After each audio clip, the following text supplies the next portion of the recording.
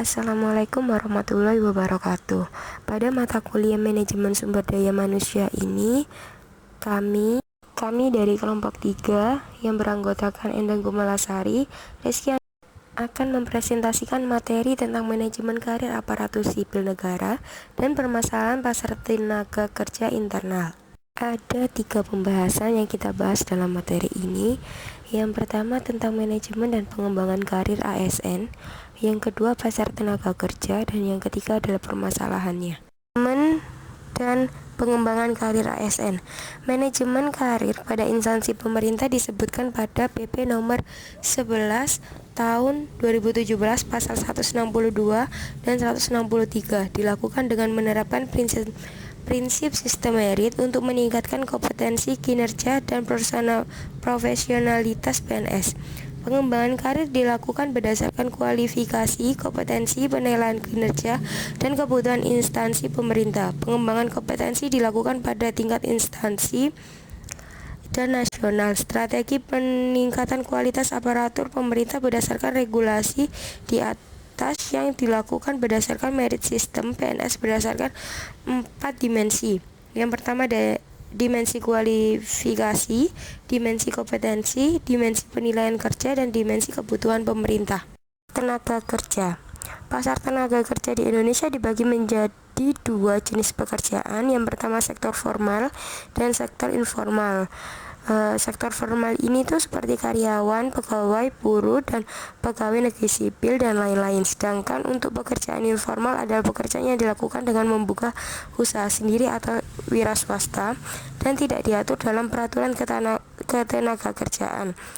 Dalam Undang-Undang Ketenagakerjaan, pekerjaan formal dibedakan menjadi 2, yaitu sistem kerja tetap dan sistem kerja kontrak. Bidang pekerjaan penunjang lainnya yaitu usaha bidang sumber daya manusia atau SDM seperti program linier, desain kerjaan, penyusunan kepegawaian.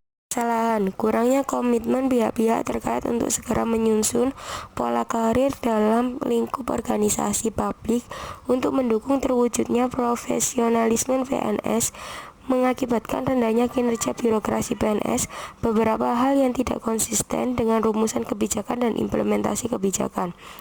Pertama, pejabat yang mendapatkan promosi jabatan belum memenuhi persyaratan untuk memangku suatu jabatan. Kedua, mutasi dilakukan sebelum terpenuhinya ketentuan minimal masa jabatan.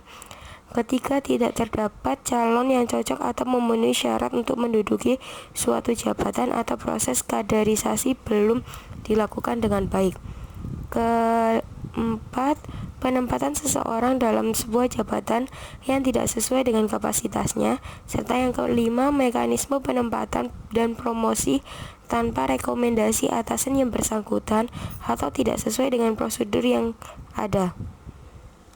Pada kesimpulannya, manajemen karir pada instansi pemerintah disebutkan pada Peraturan Pemerintah Nomor 11 Tahun 2017 Pasal 162 dan 163 dilakukan dengan menerapkan prinsip sistem merit untuk meningkatkan kompetensi, kinerja, dan profesionalitas PNS. Setiap instansi pemerintah wajib memiliki sistem informasi manajemen karir yang merupakan bagian terintegrasi dari sistem informasi ASN. Manajemen karir menjelaskan mengenai pengembangan karir, pengembangan kompetensi, pola karir, promosi, dan mutasi.